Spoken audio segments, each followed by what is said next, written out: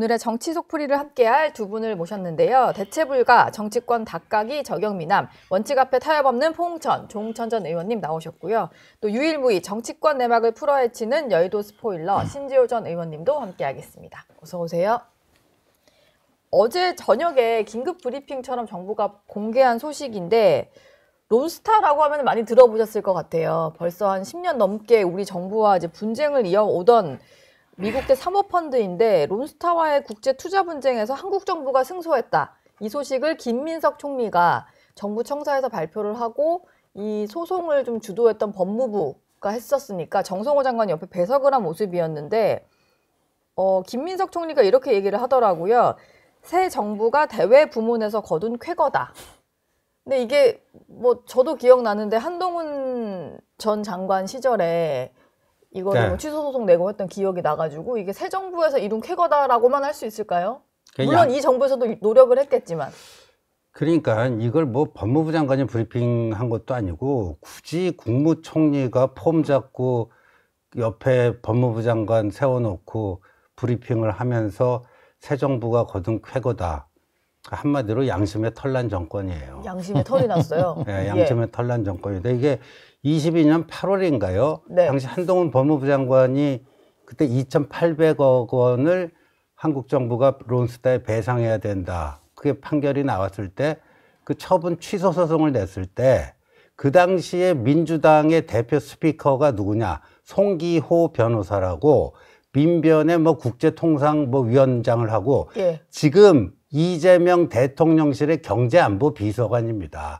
그 사람이 송기호라는 분이 그 당시에 이제 스피커로 한동훈 당시 장관을 많이 비판했는데 그렇죠. 이게 지금은 대통령실 비서관. 네. 근데 뭐 1.7%인가 그렇게 그 한동훈이 낸 처분 취소 소송이 인용될 확률이 그것뿐이 안 되는데 왜 그 소송 비용하고 뭐하고 네가 다 물래? 네가 다 토해낼 거야? 그랬던 사람들 아니에요.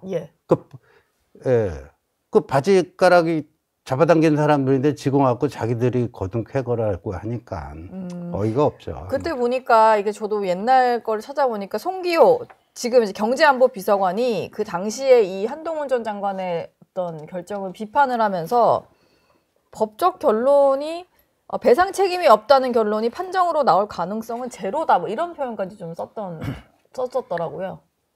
통계를 보니까 전부 승소, 그러니까 원고가 전부 승소한 경우는 지금 한 50년 역사 중에 1.8%밖에 안 돼요. 1.8%란 거는 승소 가능성이 거의 없다. 거의 없다. 예, 저도 이거 힘들다고 그냥 막연히 생각해드렸습니다.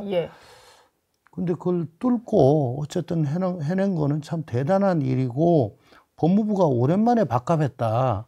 근데 그 법무부가 정성호 장관 얘기에 의하면 여기 또 내란이 들어가. 12.3 내란 이후 대통령과 법무부 장관이 부재하는 상황에서 법무부 국세법무국장 등 직원 등이 혼신의 힘을 다했다. 그러면 이게 그 23년 12월 전에 한 1년 반, 2년 가까이 이게 소송이 진행이 되었을 건데 그때까지 놀다가 12월 3일 소위 내란이 일어나니까 그때 갑자기 법무부 직원들이 우리 장관 안 계시는데 열심히 하자 해가지고 이걸 이렇게 했나? 그리고 박성재 장관 제 기억으로는 계속 있었는데 왜 법무부 장관이 부재하다 그러죠? 본인들이 그때 탄핵을 또 여기에도 내란을 넣어가지고 울고먹는 아주 그런 꼼꼼함을 보였고 최근 들어서 김민석 총리가 서울시정에 대해서 연일 숟가락을 올렸잖아요. 이 ISDS 같은 거는 총리가 숟가락 올릴 일이 아닙니다. 장관이 그냥 발표하면 되는 거예요. 이게 한동훈 전 장관이 했을 당시에도 그냥 한동훈 장관이 얘기를 했지 옆에 뭐 무슨 총리가 같이 뭐 한덕수 총리가 서 있거나 이랬던 건 아니었잖아요. 이게 뭐 행정각부를 통할할 일 같으면 여러 부처에 걸친 일 같으면 총리가 나와가지고 하는 게 맞죠. 근데 이건 법무부 일이잖아요. 그럼 법무부 장관이 해야지. 그리고 요번에 이렇게 그 아까 1.8% 1.7% 뭐 그건데 이게 숨은 그 완전 승소 그 비결이 2006년에 33살이던 한동훈 검사가 론스타 뭔가를 잡아내기 위해서 검찰의 특수부의 에이스들이 다 투입이 됐어요. 그때 중수부 있을 때. 그러니까 윤석열, 예. 그 다음에 이 정부에서 초대 민정수석했던 오광수, 네. 저기 윤 정권에서 금융감독원장 했던 이복현 다 투입해갖고 샅샅이 뒤졌는데 결정적 증거가 안 나왔는데 예. 근데 그 당시 2006년에 33살이던 한동훈 검사가 요건 건이 되겠다. 요거 합시다. 그래갖고 론스타 관련해갖고 유일하게 유죄 판결을 받아낸 게 있는데 론스타가 외환은행 인수한 다음에 외환 카드도 인수하는데 주가 조작한 게 유죄로 나온 거예요. 그게 요번에 이런 승소를 이끌어내는 가장 결정적인 계기가 된 겁니다. 아, 그때 주가 조작 혐의가 네. 다른 혐의들은 좀 입증을 못했지만 네. 그게 유죄를 받았던 게 이번 승소에도 영향이 있었다. 뭐 그렇게 언론 보도에 맞을까요? 의하면은 뭐 예. 저 중재 재판 과정에서 절차 위배가 많이 있었다. 네. 재판은 절차 위배하면은 그건 다 무너지는 거거든요. 예, 저는 뭐 그렇게만 봤습니다. 네. 어쨌든 요번에 승소 금액이 한화로 하니까 한 4천억 원 정도? 예. 거기다 소송 비용 73억 원도 물어내라. 론스타 쪽에서 낸 평소 거죠. 같으면 이게 무지하게 큰 돈인데 지금 대장동 일당이 뭐 7,800억 그러니까 어쨌든 애는 썼는데 그렇게 큰 돈 같아 보이지는 않아요. 네. 이게 단위가 벌써 올라가서 벌써 그 얘기 지적하시는 분들이 있더라고요. 이게 아, 그래요? 길게야 몇십 년 걸려가지고 론스타에서 우리가 4천 몇백억을 이제 뭐 받게 됐는데 대장동 일당이 챙기는 받게 된 게 것보다는 아니고 안 내도 되게 됐는데 되고 이자까지 낼 뻔했거든요. 그것도 이제 론스타 쪽에 책임을 물리게 됐는데 대장동 일당이 챙긴 것보단 적으니까. 네. 번 거는 이제 73억 소송 비용입니다. 예. 근데 그게 단순히 뭐 비교할 만한 그게 대상이 돼요. 그러니까 쉽게 얘기해갖고 이 정권은 그게 김만배 등 부동산 사기꾼의 그 범죄 수익 7,800억 원을 지켜준 거고, 예. 이 4천억은 본인들이 지킨 게 아니잖아요. 그또 엉뚱한데 이제 예. 숟가락 얹으려고 하니까. 뭐 국민들은 어쨌든 이제 정부가 뭔가 좋은 방향으로 승소를 했다라고 하니까 좋은 소식이긴 한데 막 숟가락 얹거나 뭐 이전에는 반대하다가 이제 와서 본인들이 하는 것처럼 하는 거는 조금 이제 봤을 때 어떻게 보실지는 모르겠습니다. 다음 얘기로 좀 넘어가 보겠습니다. 지금 헌법 존중 정부혁신 TF라고 해서 이름이 거창한 TF가 가동이 되고 있는데요. 김민석 총리가 여기 또 등장을 합니다. 왜냐면 이게 좀 주요 총리다 보니까 이제 총괄을 하게 되는 건데 과하지도 덜하지도 않게 하겠다 이런 얘기를 했어요. 굳이 이런 얘기를 국무회의나 이런 자리에서 꺼낸 이유가 뭐가 있을까요? 좀 과도하게 불안감을 조장하는 거에 대해서는 좀 정리를 할 필요가 있겠다라고 느낀 걸까요? 아니요. 아무래도 지금 비판적인 여론이 많으니까 예. 이거 명칭은 헌법 존중 TF라면서 그 공무원의 기본권은 그냥 깡그리 무시하는 거 아니냐라는 비판이 있잖아요. 네. 그러니까 명칭부터 우습게 됐습니다. 그러니까는 이거 탈탈 터는 게 아니고 딱 필요한 것만 할 거야. 기본권 그렇게 침해하는 거 아니야. 헌법 존중하는 거 맞아. 라는 취지로 얘기를 하신 것 같은데 어저께 그 모두 발언, 국무회의 모두 발언을 한번 좀 봤어요. 예. 신속한 헌정 질서 회복과 공직사회 통합을 위해 불가피한 국정안정 조치다. 아니 헌정 질서는 그럼 아직도 이게 회복이 안 된 거라고 생각을 하나 봐. 아니 계엄이 5시간, 6시간 만에 끝났고 네. 저 헌법재판소에서 헌법적 판단을 파면으로 내렸고 그리고 대통령 선거에서 이재명 후보를 대통령으로 뽑았고 정치적으로 지금 다 제자리에 갔잖아요. 그래서 유엔 총회가 가지고 대한민국은 이 와중에도 민주주의를 회복했습니다. 라고 자랑했잖아요. 예. 근데 뭘 헌정질서 회복. 그리고 제일 웃긴 게 공직사회 통합을 위해서 불가피하다. 이거 하면 공직사회가 통합되나? 서로 밀고 하라고 지금 하고 있는데 오히려 통합이 안 될 것 안 같은데요. 되죠. 네. 나눠지죠. 과하지도 덜하지도 않게 신속하게 마무리될 것이다. 여기 또 국민이 나와. 이거 빨리 정리하고 민생에 집중하라는 국민의 뜻에 부합하도록. 국민은 이런 거 하지 이게- 말고 민생에 집중해다 주길 바라는 거 아닐까요? 그러니까 정청래 대표도 딴지일보가 민심이라고 그랬지만 이 김 총리도 이거 내란장당 이거 접견 안 하고 뭐 하고 있어? 빨리 탈탈 다 털어. 라고 하는 강성 당원들이 국민으로 보여지나 봐요. 네. 그래서 이게 뭐 경강부회의 미사 요구에 수사학적으로 그냥 막 버물러 가지고 굉장히 아름답고 거룩하게 만들었는데 실제 그 대상이 그렇지 않은데 자꾸 그렇게 하면 그 괴리감만 많아지고 더 괴이하죠. 예. 뭐 ETF도 이제 본격적으로 하는 거니까 내년 뭐 1월 넘어서까지 좀 계속 가동은 되는 거잖아요. 그리고 인사 조치하겠다라는 거고.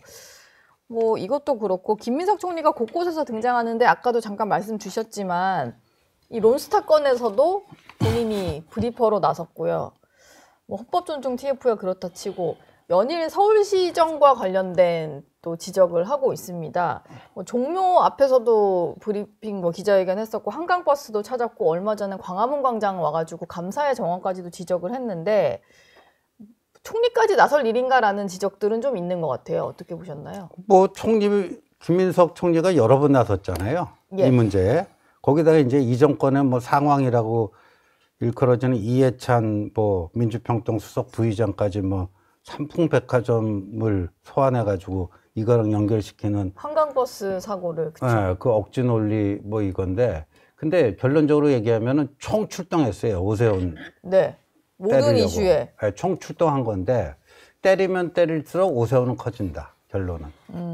예, 그리고 그걸 모르지 않을 텐데 왜 그런다고 생각하세요? 그건 뭐 알 수가 없죠. 왜 그렇게 정치적으로 바보 같은 일을 하는지. 근데 김민석이 이렇게 앞장서니까 김민석이 서울시장 출마하나? 그러니까 지금 정청래가 흐뭇한 미소를 짓고 있다는 거 아니야. 예. 김민석 화이팅.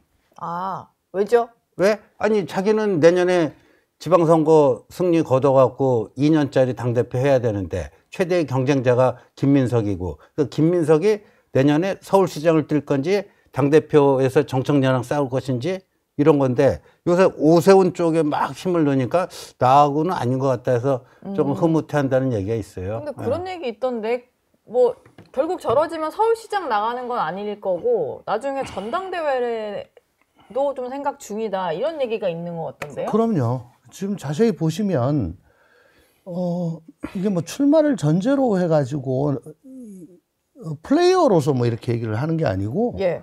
후방에서 지원하는 듯한 그런 느낌을 저는 많이 받습니다.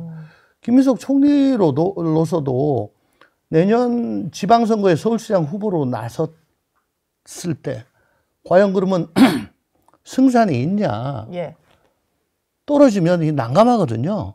지역구 국회의원직도 내놔야 그럼요. 되는 거니까. 그리고 뭐 지금 총리로 하면서 원샷 받는 것도 못하고 네.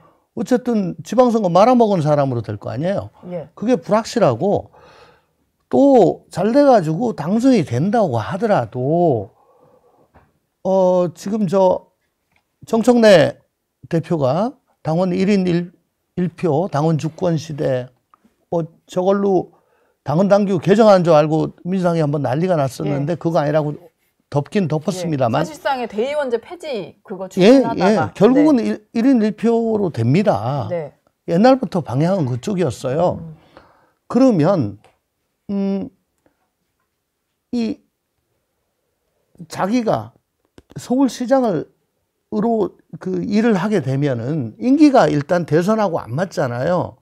스케줄이요. 그죠? 네. 대선은 30년이고 저 서울시장은 32년에 끝나요. 2년만 하고 나올 수가 아니, 없잖아요. 이번에 아니에요. 32년이야. 내년에 26년에 4년짜리 되는 거니까. 30년 딱 맞는 네, 거 딱 같은데? 맞아요. 요번에 딱 맞아요. 네. 제가 착각했네. 어쨌거나 4년 동안 중앙 정치에서 멀어지게 됩니다. 예. 그리고 당은 완전히 저 강성 위주로 가고요. 그러면 4년 후에 있을 그 대선 경선에서 아마 굉장히 불리할 겁니다. 그래서 제가 보기엔 그렇게 나갈 것 같지는 않아요. 예. 지방선거보다는 생각이 있다면은 당대표로 당대표로 갈 것이다. 겁니다. 그리고 아마 이재명 대통령도 그걸 원할 거예요. 아니 이게 예. 저도 그럴 거라고 보는데 왜 근데 이렇게 나서요? 오세훈 때리기 왜 선봉장으로 나서냐고요. 그거는 그러니까 이제 저 이게 대중적 개딸들한테- 인식에서는 예. 김민석이 서울시장에 생각이 있어서 그러나 보다 그렇게 비칠 수밖에 없어요. 그런데 뭐 서울시장은 안 나오고 뭐 한다. 아이고 안 될 것 같으니까 쫄아갖고 안 나오네. 이렇게 되는 거예요 나중에. 당권 그러니까 장악을 위해서 그러니까 그거는 김민석의 계산이고 이게 정치는 대중들이 그 사람의 행위를 어떤 식으로 인식하는가가 굉장히 중요하잖아요. 네. 그게 표로 이어지는 거니까. 근데 이렇게 선봉장으로 때리다가 서울시장 선거 안 나오고 뭐 한다? 쫄아갖고 안 나오네. 이것뿐이 안 돼요. 내기하시죠 뭐. 내기요. 예, 조금 뭔가 무르익어 가면은 그때 한번 다시 내기를 한번 해보지요. 지금 대통령이 순방 기간입니다. 해외에 나가 있는 상태인데 문재인 전 대통령이 유튜버로 좀 데뷔를 한 게 있어서 탁현민 전 청와대 의전비서관과제 대담 형식으로 하는 유튜브 프로그램인데 지금 평산 책방에서 책방 사장님이시잖아요. 그러니까 책을 소개하는 이런 유튜브 프로그램을 하시더라고요. 근데 이게 뭐 하는 건 좋은데 원래 친문 친명이 그렇게 사이 좋은 그룹은 아니잖아요. 그러다 보니까 이제 이재명 대통령을 지지하는 그룹들 사이에서는 왜 대통령이 순방길에 나선 시점에 유튜브를 해서 굳이 또 이렇게 등장을 하느냐 이런 지적이 나오는 것 같아요. 나올 만한가요? 그런 지적이? 글쎄요. 그러면 대통령 해외 순방 가면 예. 모두가 아무 일도 안 해요. 정치권뿐만 아니고 경제계 뭐 아무 일도 안 하고 범죄자도 사고 치지 않아 가지고 그 뭐 무슨 사건 사고 뉴스도 다 없애야 되나요? 그냥 그것만 원샷을 받아야 되나? 참. 예.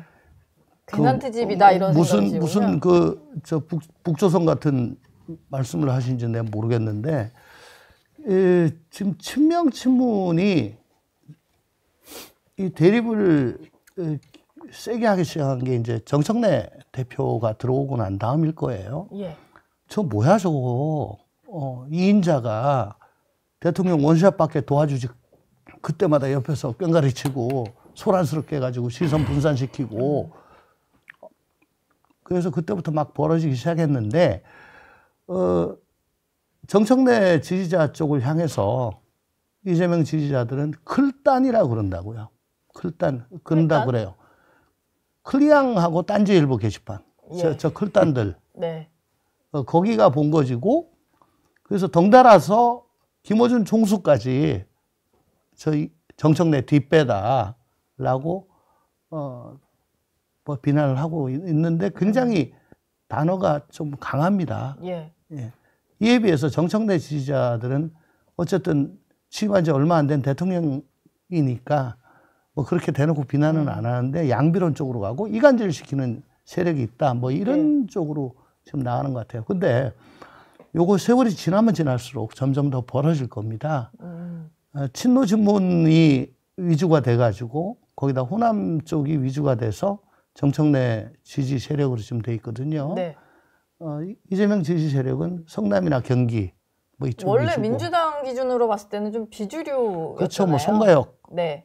쪽인데 이게 이제 앞으로 점점 더 벌어져서 아마 민주당 사람들은 공천 받으려면 어느 쪽에 더 주력을 해야 되나 양쪽을 다 봐야 돼서 좀 골치가 아플 것 같아요. 아직 임기가 시작된 지가 6개월이 채 안 된 상황인데요. 점점 그 내부의 어떤 파워게임 그리고 지지층의 분화 이런 거는 심화가 되겠죠?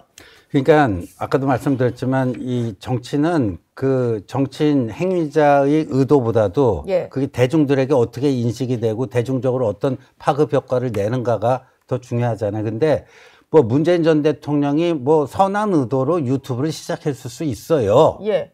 책 소개를 하는 거니까요. 뭐, 예. 뭐 그거는 좀 별 관심 없고 네. 이게 지금 어떤 식으로 지금 작용되고 있는가. 기존에 명청 갈등 뭐 이런 게 있었잖아요. 네. 이걸 가속화시키고 있어요. 예. 문재인 전 대통령의 등장이요. 그렇죠. 이거는 이제 정청래 쪽이거든. 명청 중에 정청래 쪽이거든.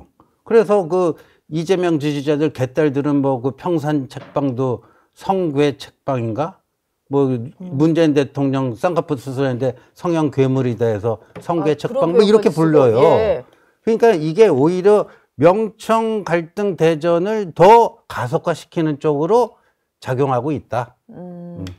뭐 사실 순방 기사가 주목이 받으면 좋을 텐데 뭐 다른 뉴스로 덮이거나 다른 논란이 일어나는 거는 대통령실 입장에서는 뭐 그렇게 유쾌한 일은 아니겠죠. 지금 대장동 항소 포기 여파도 계속 이어지는 그런 상황인데요. 문제를 좀 제기했던 검사장들을 평검사로 전보 조치하겠다. 사실 강등인데 이걸 전보라고 표현을 하더라고요. 그 이후에 검사장들이 잇따라 사의를 표명하고 있는데 민주당에서는 사표 수리하지 말고 징계가 우선이다. 이런 얘기를 합니다. 그럼 뭘로 징계를 합니까? 뭘로? 항명으로 징계를 해야 돼요? 이거 어떻게 해야 되는 건가요? 그러니까 항명이란 명령이 없잖아요. 명령을 안 했다고 해놓고. 예.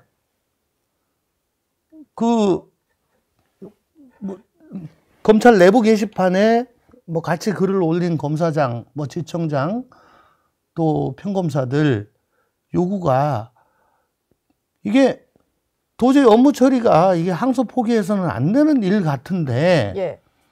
이거 왜 항소 포기했냐? 그리고 이렇게 항소 포기에 이르게 된 의사결정 과정, 경위는 어떠하냐? 그걸 좀 알려달라는 거잖아요. 네. 그게 뭔 징계 사유죠? 알려달라. 경위를 알려달라. 노무현 정부 때 검찰청법을 개정을 해서 그전까지는 검사 상명하복 규정만 있었는데 상사의 지시에 대해서 이의가 있을 경우에는 이의를 제기할 수 있다. 네. 라고 법을 바꿨어요. 그러면서 동일체 원칙도 깨고 뭐 그렇게 다 했거든요. 예. 이건 이의 제기도 아니야. 좀 알려주세요. 이게 뭡니까? 난 도대체 납득이 안 돼. 그리고 지금 우리가 수사권도 떨어져 나오고 공소권 하나밖에 없는데 이거 이런 식으로 되게 되면은 이거 공소청도 제대로 가겠습니까? 이런 거잖아요. 더군다나 그 박정훈 대령 같은 네. 경우하고 비교를 하지 않을 수가 없어요. 그분은 그 사건 경찰에 이첩하지 마라. 그러니까 그거 아니다. 하고 그냥 경북경찰청에 이첩을 해버렸잖아요. 예. 그러니까 지금 검사들보다 한 단계 더 나갔어. 근데 이제 그걸 가지고 뭐 집단 항명 수괴라고 뭐 구속영장을 청구하고 여기도 집단적이지. 네. 근데 여기에 대해서 민주당은 뭐라 그랬냐면 영웅이다. 의인이다. 라고 하면서 얼마나 물론 뭐 그 박정훈 대령이 참 어렵게 버텨냈죠. 예. 제가 얘기하는 거는 민주당의 태도입니다. 거기에 대해서는 그렇게 하면서 나중에 정권 바뀌고 난 다음에 훈장 주고 항소 취소해가지고 예. 무죄 확정시켜주고 그리고 이제 곧 아마 준장으로 될 거다라고 해요. 예. 제가 이 얘기하는 이유는 요번에 소위 말하는 집단 항명했다는 거에 대해서도 그래 항소를 이렇게 포기하면 안 되지 라고 이 사람들을 도와줘야지. 예. 칭찬해줘야지. 예. 왜 이 사람들은 뭐 항명이고 뭐 한 줌도 안 되고 뭐 이거 뭐예요? 정치 검사고. 예. 아니 왜 자꾸 김만배가 1000배의 돈을 버는 거는 도와주려고 그러고 그 선량한 피해자들이 피해 환수하는 거는 부득불 막으면서 예. 이걸 가지고 뭘 저거 강등하고 그 다음에 사표도 받지 마라 징계한다. 그게 뭘로 할 거냐고. 예. 난 이해가 안 돼. 이게 정말 코미디인 게 집단 항명이라는데 아니 정성호 법무장관이 수사 지휘 안 했다면서요. 안 했죠. 수사 지휘는 안 했는데 무슨 집단 항명이 가능해요. 그러니까 이거는 술은 안 마셨는데 음주운전 했다 뭐 이런 거예요. 예. 이런 코미디를 지금 정부 여당이 하고 있으니 이것도 좀 길게 가겠죠. 대장동 항소 포기 여파는요. 근데요, 보니까 진짜 민주당 전직 민주당 계열 법무부 장관들 비겁한 게 네. 추미애, 조국, 뭐 정성호는 현직이니까 좀 뭐 그렇다 치더라도 박범계 이분은 뭐 좀 할 것처럼 조건을 2개를 내걸었거든요. 예. 내가 뭐 던진 질문에 한동훈이 성실하게 답할 것. 2번째, 태도 불량이니까 깐족되지 말 것. 2개 다 수용을 했어요. 근데 뭐 횡설수설하더니 안 한대요. 안 할 것 같아. 지금 보니까 어제 아침에 이제 박범계 전 장관이 CBS 라디오 나가고 두 가지 조건을 걸었고 한동훈이 그 즉각적으로 오케이를 해가지고 여러 방송사에서 이거를 기획을 했다고 그래요. 네. 섭외를 하고. 저희도 섭외를 해봤는데요. 그러면 그 비하인드 스토리 있을 거 아니에요. 비하인드 스토리는 비하인드니까 네. 나중에 방송 끝나고 말씀드릴게요. 근데 하여간 여튼 성사가 안 됐습니다. 안 됐어요. 저희도. 그러니까 이게 웃긴 거 아니에요. 횡설수설하다가. 아까 예. 앵커께서 물으신 거, 이 오래 갈 거냐라고 네. 질문 주셨잖아요. 저는 이제 조국 사태하고 좀 비슷합니다. 불공정이에요. 불공정. 불공정. 그때는 청년들이 느끼는 박탈감이 그러니까 컸는데. 그거는 즉자적으로 이거 이 느낌이 빡 왔죠. 네. 근데 이거는 항소가 어떻고 추징 보전이 어떻고 뭐가 어떻고 어려워. 좀 어려워요. 예. 잘 와닿지가 않아요. 예. 저같이 법을 한 사람 말고는. 그러니까 이게 서서히 끓는 겁니다. 서서히 끓는 건데. 일단 추징금이 너무 컸는데 그거 다 영원됐다. 이거는 이제 알겠어요. 그러니까 원래 대통령실이나 법무부는 이 공범들 이런 식으로 계속 가면은 나중에 이재명 대통령한테도 안 좋으니까 여기서 그냥 막자라는 의도로 했을 건데 추징금까지는 생각을 안 했던 것 같아. 근데 지금 여기 민심이 분노하는 지점은 바로 이 추징금 쪽에 있을 겁니다. 어떻게 하면 그 몇천억을 저렇게 꿀꺽 갈 수가 있냐. 그걸 나라에서 법무부가 그걸 막아줘? 그리고 여당은 그걸 실드를 쳐?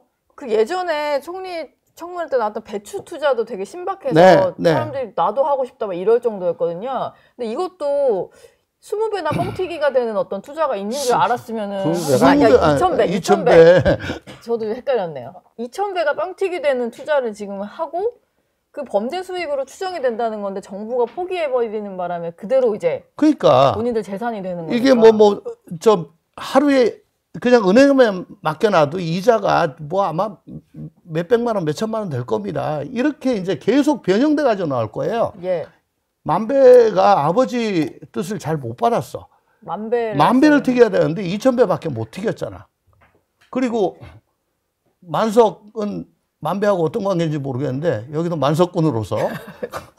예. 그러니까 앞으로 이런 식으로 계속 변형돼 가지고 네. 공정성을 자극하는 그런 쪽으로 계속 나갈 겁니다.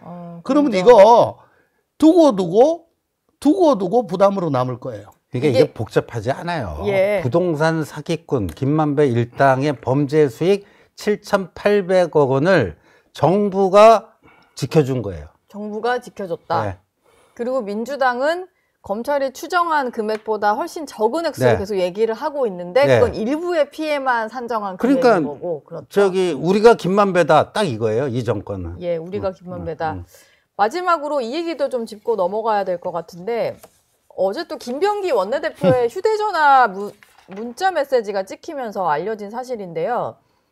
서영교 의원이 지금 법사위원인데 서영교 의원 또 대한변호사협회 김정욱 회장 또 쿠팡 상무 한 분이 점심 식사를 어제 함께 한다 이런 내용이었고 실제로 점심 식사를 한 장면을 포착한 네. 방송사가 있어서 방송도 됐고 근데 서영교 의원이 주장하는 것은 이 A씨가 보니까 쿠팡 상무이기도 하면서 변협에서 정무이사 활동을 하는 네. 겸직 중이더라고요. 네. 그래서 본인은 쿠팡 상무인지 모르고 만난 네. 거다라고 얘기는 하고 있습니다. 근데 지금 시기가 너무 공교롭잖아요.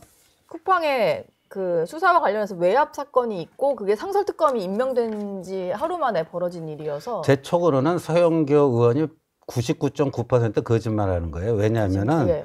지금 그 여당 중진 의원 아니에요. 법사위원이고. 예. 근데 대한변협 회장이 이 변협 이사 A씨, 쿠팡 상무이기도 하고 변협 이사이기도 한 이 A씨를 배석을 시켰다는 거 아니에요. 그 밥자리에. 예. 근데 사전에 여당 중진인 법사위원인 서영교 의원에게 내가 오늘 누구 하나 배석시켜도 되겠습니까? 근데 이 사람이 사실 지금 쿠팡 상무도 하고 있습니다. 이 얘기를 안 할까요? 만약에 안 했으면요. 경을 칠 일입니다. 그리고 저는 이제 그 해명에서 네. 약간 이해가 안 가는 게 김병기 원내대표 문자에 들어있던 거잖아요. 그렇죠. 서영교 의원은 몰랐다고 하는데 김병기 원내대표에게 보고한 그 누군가는 거기에 쿠팡 상무라고 썼지 대한변협 정무이사라고 쓰지 않았어요. 그러면은 이 업계에서 다 알려진 존재라는 거잖아요. 쿠팡 상무. 뭐 제가 듣기로는 이 뭐 쿠팡 상무인가요? 이분이 민주당 의원 보좌진 출신이라고 저는 들었거든요. 예. 아마 맞을 겁니다. 네. 그렇다면 뭐 많이 다 아는 거죠. 예. 서영교 의원 이분은 과거 그 자기 지인 아들의 바바리 사건 그거 저 벌금으로 좀 해달라. 그때 상고법원 한참 문제됐을 때거든. 그래가지고 행정처 차장한테 얘기해서 결국은 벌금 받았어요. 이것도 뭔가 뭐 하여간 사바사바 할 일이 있어가지고 그런 것 같은데 네. 저는 대한변협 회장에 대해서 제가 대한변협 회원으로서 말씀 한마디 예, 드리겠습니다. 회원님이시니까. 조희대 대법원장을 상대로 저렇게 능멸하고 법원을 흔들고 민주당이 자기 멋대로 하려고 하고 라고 했을 때 대한변협에서 회장 명의로 성명 하나 나간 적이 없어요. 이 변협이 뭘 하고 있는 겁니까? 법조 3류이라고 그러잖아. 예. 큰형은 법원이에요. 그중에 수장인 대법원장을 가지고 저렇게 흔들면 옛날 대한변협 같으면 한마디가 묵직했습니다. 근데 여기 한마디도 안 해. 회원들이 도대체 대한변협 뭐 하는 곳이냐 라고 얘기해요. 네. 근데 이렇게 법사위 정치인을 만나가지고 또 이 법 해주십시오, 저 법 해주십시오 라고 했는지 어쩐지 난 모르겠는데 네. 정작 자기가 나서야 될 일에는 나서지 않고 나서면 그게 들키면 명고한 일에는 나서는 이런 대한변협 회장 네. 대단히 잘못하고 있다. 예. 대한변협 회비를 내기가 싫어요. 네. 내지 마세요. 회비 많이 비싼가요? 얼마 안 돼요. 대여비군요. 예. 알겠습니다. 두 분 말씀은 여기서 마무리하겠습니다. 고맙습니다. 저희 영상 많이 시청해 주시고요. 좋아요, 구독, 댓글, 알림 설정 꼭 부탁드리겠습니다.